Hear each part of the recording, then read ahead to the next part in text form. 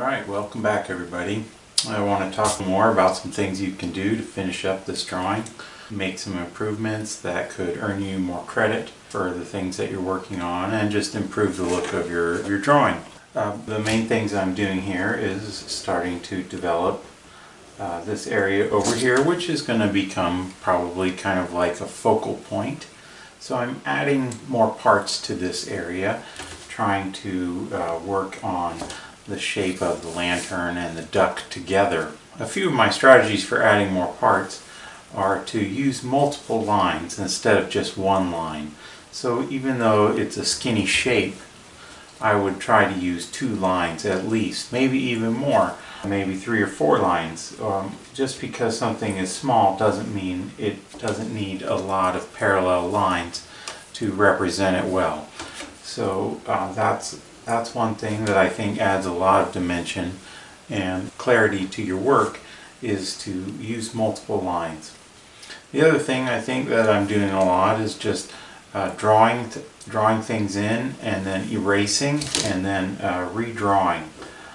Using the lines that are there, these ghost lines that are sort of left over, working with some of those lines. There's going to be kind of a stain or a glaze that emerges as you erase and redraw, that you can kind of work with in the drawing too, because those glazes and those little bit of tone that builds up where you are revising actually sometimes adds a lot of volume, a lot of character to the work as well. Adding more parts, using a ruler to clean up some of your straight lines also adds a lot to the look of this drawing. Closing up shapes, close up shapes. So I'm looking for distinctive shapes or pathways that I can identify. And when I say close them up, what I mean is you can trace around the whole shape with the point of your pencil. So you can cut a pathway around the shape. And shapes come in all different sizes. Sometimes they're purely geometric, like a triangle or a square, but other times shapes are composite shapes, meaning they are composed of multiple different angles and curves that are combining to make an enclosed area, or something that you could cut out. Each one of these lines somehow needs to link up with other lines in the drawing to create clear pathways. I'm trying to push this line art in this drawing as far as I can.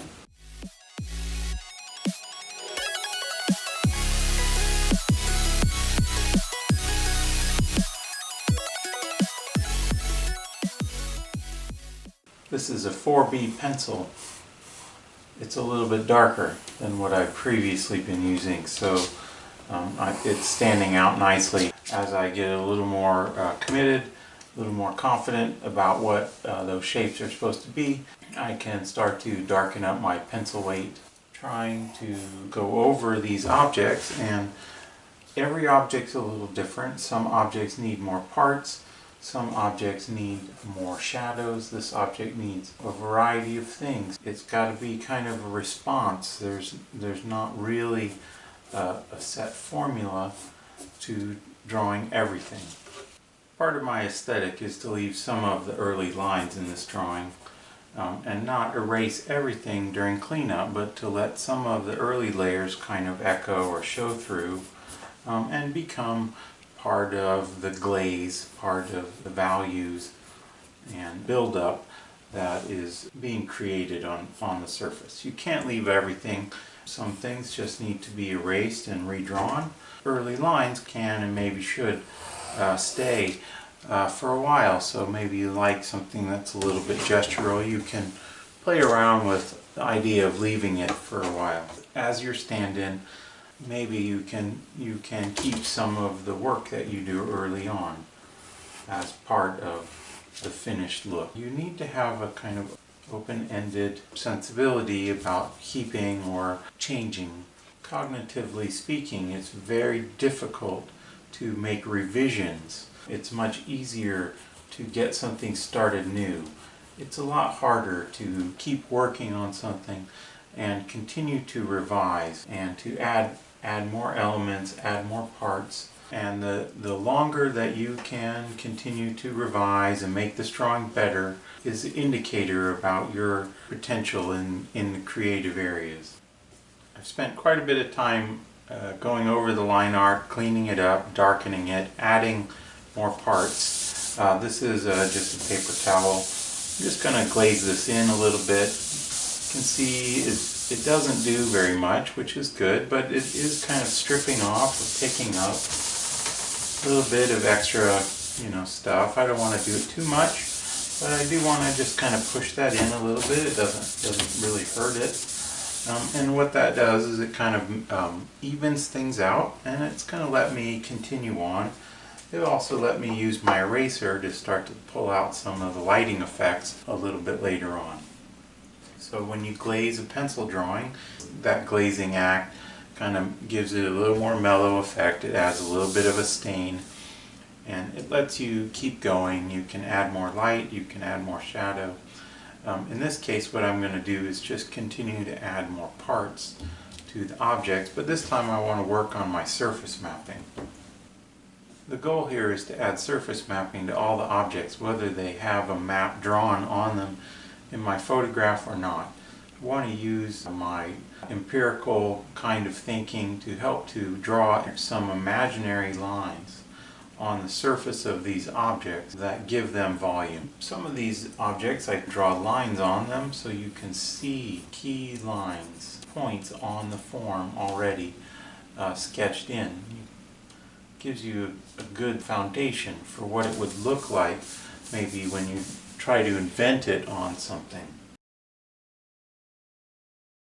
Other points about the surface map is that as I'm developing the map, I also have to go back and work on the dynamics along the outline and in the contours of the form. I can't have the same line weight for my surface map typically as I have for my outlines. To make the mapping successful, I need to often go back and keep darkening the main contours or the outlines of the object as well, so that the surface map can be a lighter line weight than the outline contours.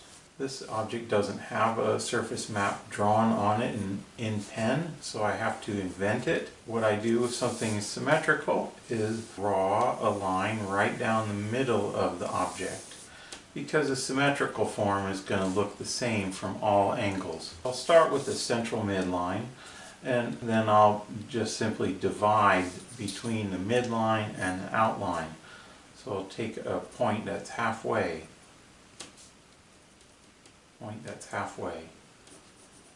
and then I'll come over here and I'll take another point that's halfway and another point that's halfway, so halfway points top and bottom, and just start there to connect my surface lines.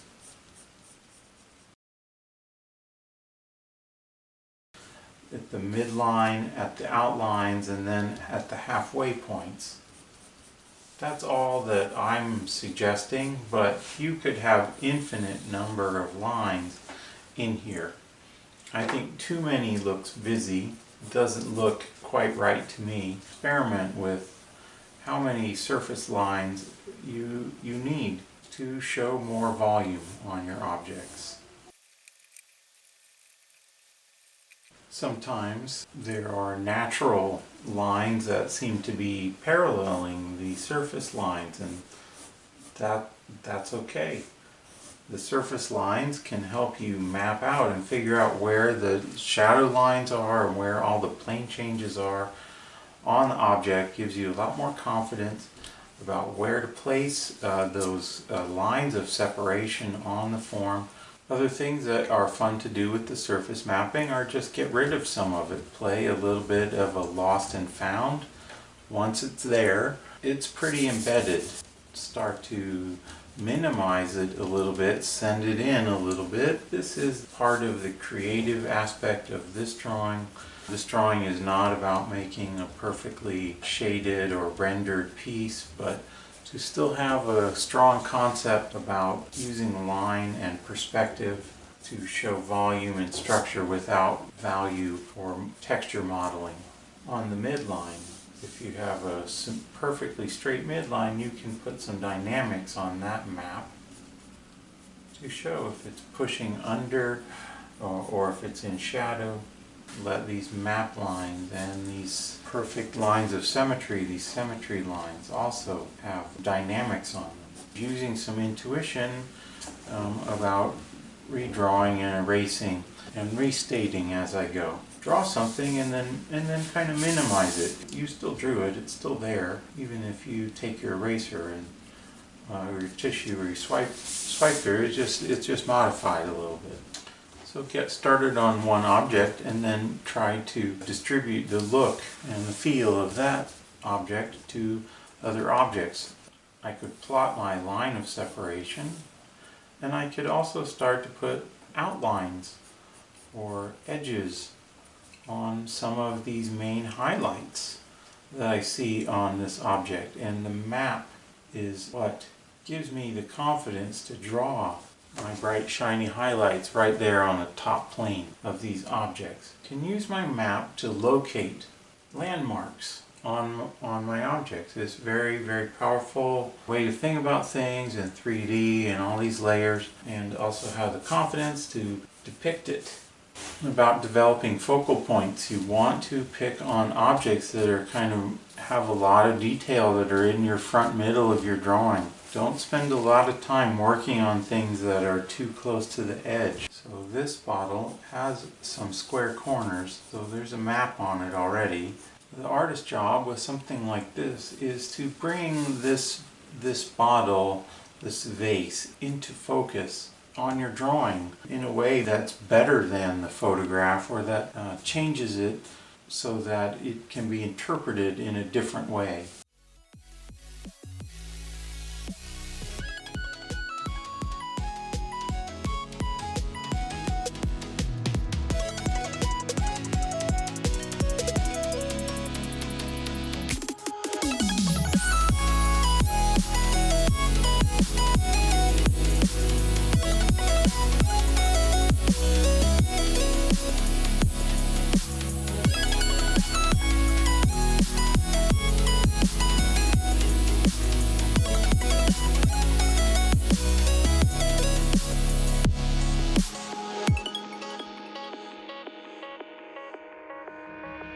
Throw your cranes up.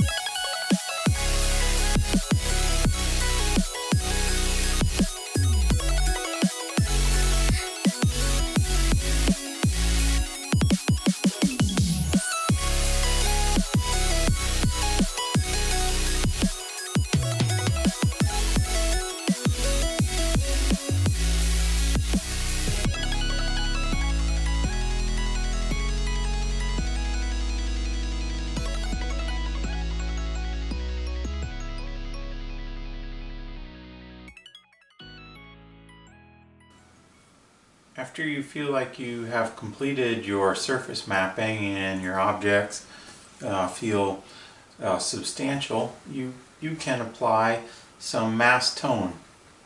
You want to use that strategy that we've talked about in previous lessons and start to mass in or hatch in various planes and shadows and space tone in this image. Start with side planes on objects. So start with the side plane values on your objects, not necessarily your darker values. I think the reason it's beneficial to start with massing and hatching the side plane colors or the middle colors first. As things get darker, it's harder to see. Try to identify planes that are facing sideways throughout the drawing and start to mask those in using a hatch stroke. It can take a while.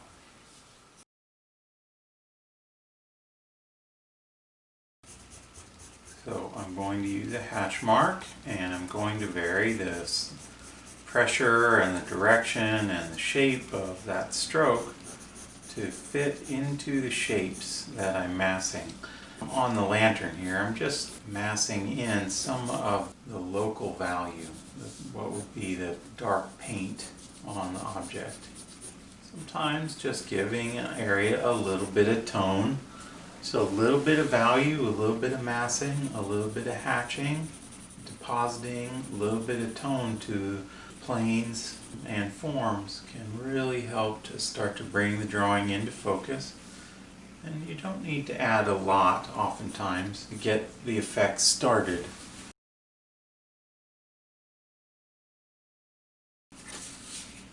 I prefer the index card over a ruler because I can use it to pull my pencil right off of the card onto the drawing.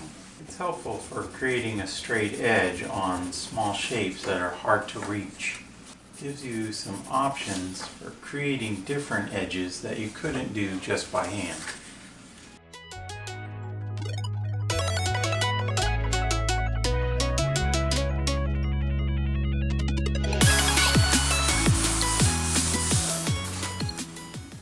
Primarily just using a 2B pencil here, but you might switch up to a 4B or something like that. And occasionally I'm also using a mechanical pencil that has a HB or a 2B in it as well.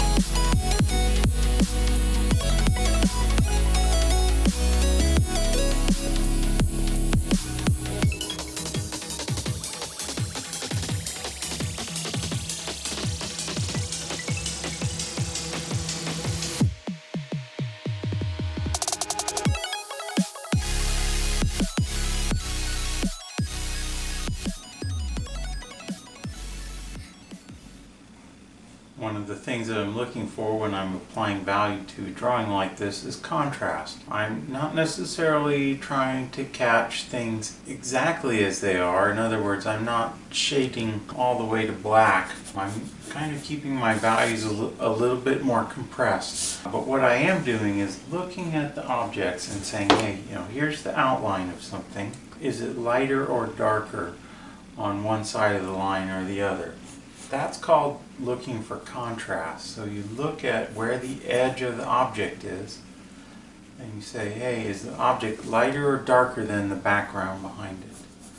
And then you go about and you say, well, by how much?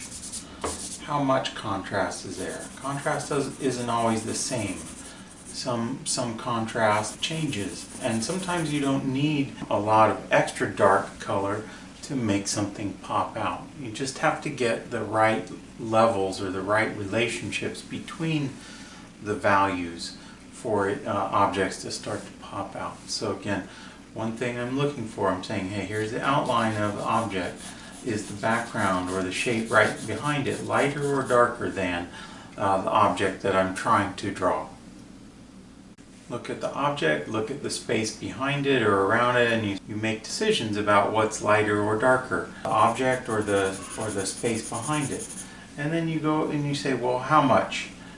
And then you go about trying to make your drawing reflect your observations about how much value or how much contrast is there.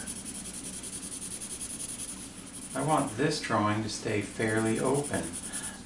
Not necessarily trying to rush to have a smooth polished finish. I want some of the hatching and some of the map lines to be evident, to be embedded as part of the drawing so that it looks a little bit mechanical and it maybe looks a little bit like a learning piece. I want there to be evidence of your process and some of the steps that you went through, and I want there to be this sort of layered evolution of things. And so a lot of heavy massing and a lot of dark shading, a lot of blending. I'm not doing that. I'm keeping the pencil strokes a little more apparent, and I kind of want you guys to do something similar. Everybody's going to have a little bit of a different approach to this, and if you have some previous experience and you wind up with things that look maybe even a little more rendered than what's happening here, that's okay. I want you to express some of your individual aesthetic here in this drawing, but it is still primarily supposed to be kind of a line emphasis drawing. We can get into value with some hatching and some of our mass tone techniques, but I'm not going through trying to blend out all of the texture in the pencil. I want the pencil to develop a kind of mesh almost, a fabric, a weave, a matrix that is kind of conforming and describing the surface of these planes. So you might not have thought about it, but sometimes even in the light planes you might need some hatching. Very desirable look. It shows a lot of skill and a lot of knowledge if you can avoid too much blending and too much rubbing in a pencil drawing like this. Demonstrate a knowledge of planes, using materials in kind of a gestural and a rustic way that also starts to be very descriptive and has a lot of accuracy to the proportions and angles of the objects that you're seeing. As you're working this way, it might be new, it might seem like a lot of work, but you should develop kind of rhythmic strokes, a little bit like playing a drum perhaps, or maybe chopping something, or beating an egg. And sometimes it's a little slower and more controlled, but if you hatch too slowly without dynamics and it all the same, then things look very boring and very stiff. So there's a lot of range that has to happen when you're hatching, and then the other thing that happens is at first it seems very scratchy and like it's just a bunch of lines on the surface, but eventually what happens is you get that shape or that plane filled in, and your object, it reaches a threshold. Some of the early more structural stuff starts to drop away a little bit, and you can see a little more illusion starting to come through. And for me, the interest in this drawing is not just creating an illusion or a perfectly realistic representation of that thing, but to play around with some of the structure, some of the architectural elements, some of the perspective, some of the line art qualities that we've been developing for the last few weeks. Planes are masked in. I'm going to mask in the space tone. I'm going to start with the 2B and see how that goes. I like to start down low typically, and I'm going to stroke in some initial tones that are going broad horizontal strokes. Broad horizontal strokes. It does take a bit of time to fill in this background, and I'm not necessarily going to make it a really dark space tone. You can see even just a little bit of color back there starts to pop the contrast on these things. And I'm looking for a kind of, for me on this piece, I want something that's a little bit open-ended, still a little bit looks like a hand-done pencil drawing, hatching and some mapping, and maybe even some transparency aspects still visible. What I'm trying to do is create a gradient or a blend that's darker at the bottom and lighter as it goes up.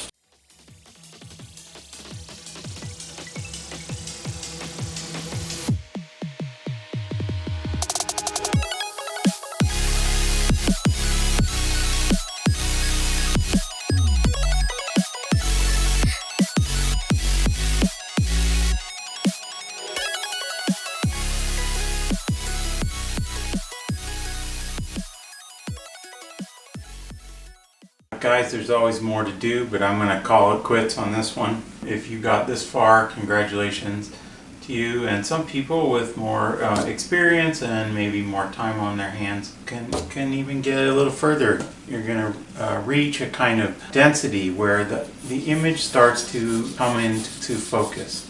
So just have a little bit of perseverance. It literally takes hundreds, if not thousands, of little tiny strokes to cover the surface of a drawing like this.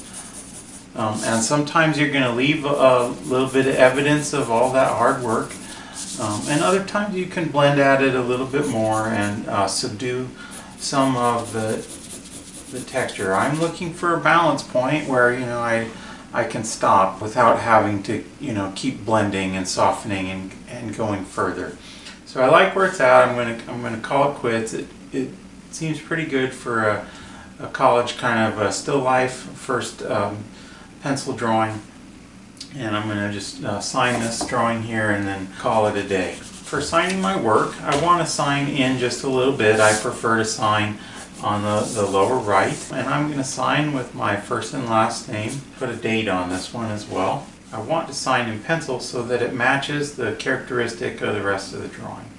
And then I'll write my signature in a small but legible print or script, similar to maybe the way you would sign something where you want to have a personalized signature, but you still want people to be able to read that it's you.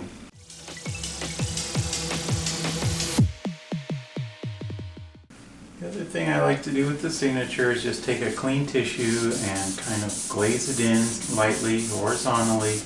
Just sort of helps to embed it a little bit into the work itself, so that it looks a little deeper. That's my little personal touch, I guess, to signing drawings. Otherwise, I think basically the signature is there to denote the artist. Thanks for making it to the end of this drawing, everyone. Hope you enjoyed.